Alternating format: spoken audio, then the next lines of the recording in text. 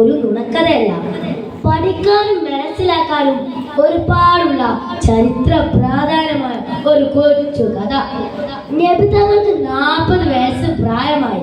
സ്വപ്നത്തിലും ഉണർച്ചയുമായി യുഗത്തിന്റെ പല അടയാളങ്ങളും നബി തങ്ങൾ കാണാൻ തുടങ്ങി. അക്കാലത്തെ ഇറാഖുകളിൽ ഒറ്റയ്ക്ക് ഇരുന്ന് ഇബാദത്ത് ചെയ്യാൻ നബി തങ്ങൾക്ക് വലിയ ഇഷ്ടമായിരുന്നു. ഭക്ഷണം കൊടുക്കാൻ ഭാര്യ ഖദീജ ബീവി ഒന്ന് കയറി വരുമായിരുന്നു. അങ്ങനെ ഒരു റമദാൻ 17 തിങ്കളാഴ്ച ദിവസം അള്ളാഹുവിന്റെ മലക്കായ ജിബ്രീൽ അലൈഹിസ്സലാം നബി തങ്ങളുടെ മുമ്പിൽ പ്രത്യക്ഷമായി.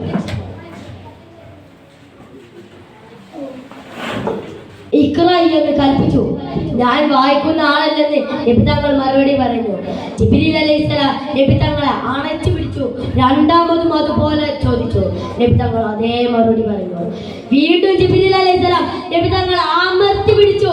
മൂന്നാമതും അതുപോലെ സംഭവിച്ചു. ശേഷം ജിബ്രീൽ അലൈഹിസ്സലാം നബി തങ്ങളെ ഖുർആൻ ആയത്തുകൾ ആദ്യമായി കേൾപ്പിച്ചു. നിങ്ങളെ സൃഷ്ടിച്ച രക്ഷിതാവിന്റെ നാമത്തിൽ നിങ്ങൾ വായിക്കുക.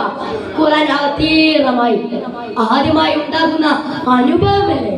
വേഗമേറിയ ഹൃദയവെടുപ്പുമായി നബി തങ്ങൾ വീട്ടിലേക്ക് തിരിച്ചു വന്നു. നബി തങ്ങൾ ജമ്മിലൂനി ജമ്മിലൂനി എന്ന് പറഞ്ഞപ്പോൾ ഖദീജ ബീവി സ്നേഹത്തിന്റെ കുതിപ്പ് കൊണ്ട് നബി തങ്ങളെ മൂടി പുതച്ചു. ഉണ്ടായ സംഭവങ്ങളെല്ലാം നബി തങ്ങൾ ബീവിക്ക് വിവരിച്ചു കൊടുത്തു. പ്രബോധനം എന്ന ഭാരമേറിയ ഉത്തരവാദിത്വം തനിക്ക് പൂർത്തീകരിക്കാൻ ആകുമോ എന്ന ആശങ്കയിലായിരുന്നു നബി തങ്ങൾ. ഖദീജ ബീവി അനുരാഗത്തിന്റെ മധുരം മൂറുന്ന വാക്കുകൾ കൊണ്ട് നബി തങ്ങളെ ആശ്വസിപ്പിച്ചു. അങ്ങ് വിഷമിക്കരുത്, സന്തോഷിക്കുകയാണ് വേണ്ടത്. കാരണം അള്ളാഹു സത്യം, അള്ളാഹു അങ്ങനെ ഒരിക്കലും പ്രയാസം വരുത്തുകയില്ല. കാരണം അങ്ങ് കുടുംബബന്ധം ചേർക്കുന്നവരല്ലേ, സത്യം മാത്രം പറയുന്നവരല്ലേ, ആരുമില്ലാത്തവർക്ക് അത്താണിയല്ലേ, ഒന്നുമില്ലാത്തവർക്ക് എല്ലാം നൽകുന്നവരല്ലേ. ഒരീണ ആരായിരിക്കണമെന്നും ഭാര്യ ഭർത്താക്കൾ തമ്മിൽ എങ്ങനായിരിക്കണമെന്നും കുടുംബം എന്ന മനോഹരമായ ലോകത്തെ പഠിപ്പിക്കുകയായിരുന്നു ഖദീജ ബീവി റളിയല്ലാഹു അൻഹ. നബി തങ്ങളെയും കൂട്ടി ഖദീജ ബീവിന്റെ അളാപ്പയുടെ അടുക്കൽ വർക്കത്ത് ബിൻ നൗഫലിന്റെ വലിയ പണ്ഡിതനാണ്. വർക്കത്ത് ബിൻ നൗഫലിന്റെ അടുക്കലേക്ക് ചെന്നു നടന്നതെല്ലാം കേട്ടപ്പോൾ നബി തങ്ങളുടെ അടുക്കൽ വന്നത് മൂസാ നബിയുടെ അടുത്ത് വന്ന താമോസ് എന്ന മലക്കാണെന്ന് വർക്കത്ത് ബിൻ നൗഫൽ പറഞ്ഞു കൊടുത്തു. സംഭവിക്കാൻ പോകുന്ന പല കാര്യങ്ങളും പ്രവചിക്കുകയും ചെയ്തു.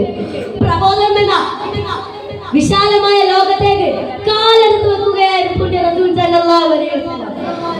വലിയൊരു ഘട്ടത്തിലേക്ക് കടക്കുമ്പോൾ ഉള്ളിൽ നിന്നും പുറത്തിൽ നിന്നും തങ്ങൾ ധാരാളം പ്രയാസങ്ങൾ നേരിടുന്നുണ്ട്.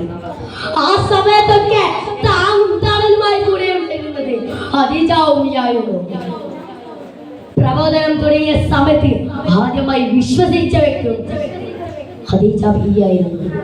10 വർഷങ്ങൾക്ക് ശേഷം അഥവാ ഹിജ്റയുടെ 3-ാം വർഷത്തിന് മുമ്പ് ഖദീജ ബീവി വഫാത്തായി. ആ വർഷത്തെ നബി തങ്ങൾ വിളിച്ചത് സങ്കടത്തിന്റെ വർഷം എന്നായിരുന്നു. ഖദീജ ബീവിന്റെ പേരിൽ ആടിനടത്തി എല്ലാവർക്കും സദഖ ചെയ്യാറുണ്ടായിരുന്നു. നബി തങ്ങൾക്ക് ശേഷം എല്ലാ ഭാര്യമാരോടും എന്റെ ഖദീജ ബീവി സ്നേഹത്തോടെ കഥ പറയാറുണ്ടായിരുന്നു. ഭാര്യ ഭർത്താക്കൾ തമ്മിൽ എങ്ങനെ സ്നേഹിക്കണം, സ്നേഹവും ബഹുമാനവും നബി ചരിത്രത്തിൽ നിന്ന് പഠിക്കണം. നബി തങ്ങൾ അവരോടൊക്കെ എങ്ങനെയാണ് പെരുമാറിയതും പഠിക്കണം. അതിനൊക്കെ നമുക്ക് അള്ളാഹു തൗഫീഖ് നൽകട്ടെ. ആമീൻ എന്ന് ദുആ ചെയ്തുകൊണ്ട് ഞാൻ നിർത്തുന്നു. അസ്സലാമു അലൈക്കും വറഹ്മത്തുള്ളാഹി തആല വബറകാതുഹു.